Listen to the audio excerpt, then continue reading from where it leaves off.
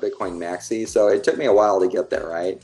I started off as a Bitcoin maxi in 2014.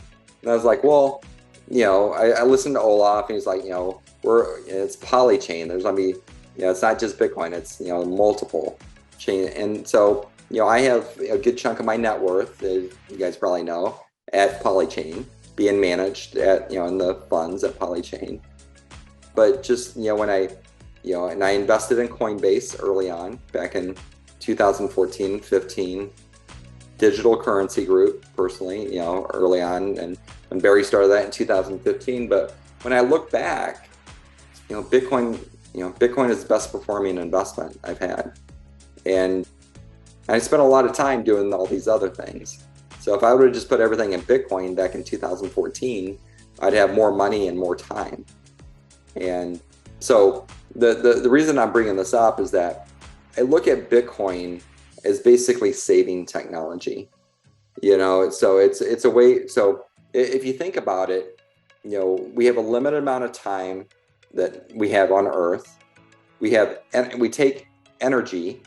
We take our human energy and then energy from like machines, right? And electricity and oil. We combine our time and our energy and then our God-given talents that we have. And that we use those three things combined to create value for others. And when we create value for others, we get paid to do that, right? I mean, you get, you create value, like you guys go to work at MG Stover and you get paid to take your time, your energy and your talents to create value for MG Stover, and you get paid to do that. So anyways, when you get paid these dollars, if you just hold on to the dollars and they print more and more dollars every year, then those dollars lose their value. They lose their potency. Like, I just saw like something yesterday. It showed, like what a McDonald's hamburger cost in 1953. It was 12 cents. If you look at a quarter pounder in 1971, before we went off the gold standard, it was 60 cents.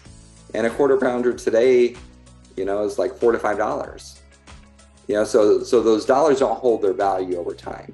And so you take your time, energy, and your talent, you make these dollars. What are you going to do with those dollars? You can't keep them in dollars because the government's going to silently steal 2% of it a year, right? And over the last 3 years, they stole 40% of it because they printed 40% more dollars.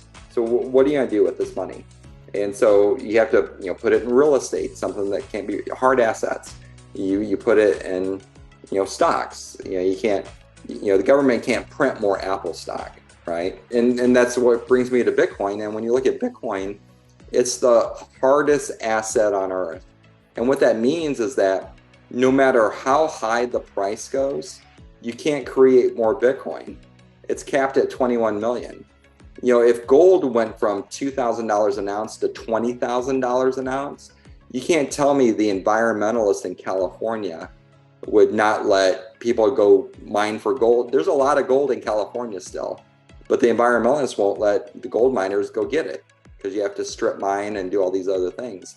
But if gold was $20,000 an ounce, you bet your buck they'd be going in and getting that gold, right? But with Bitcoin, you can't do it. Bitcoin goes up to $1 million, can't create more Bitcoin. It's hard, it's capped. And so Bitcoin's the hardest money ever invented. And after the next halving in May of next year, it's also going to be the scarcest asset on Earth. So right now, gold is the scarcest asset on Earth when you measure that by a stock to flow ratio. And what that is the amount of stock of gold is all the gold that's ever been mined, and the flow of gold is the new gold mined every year. Stock divided by flow, that ratio is 60 to 1. Bitcoin's ratio is 57 to 1.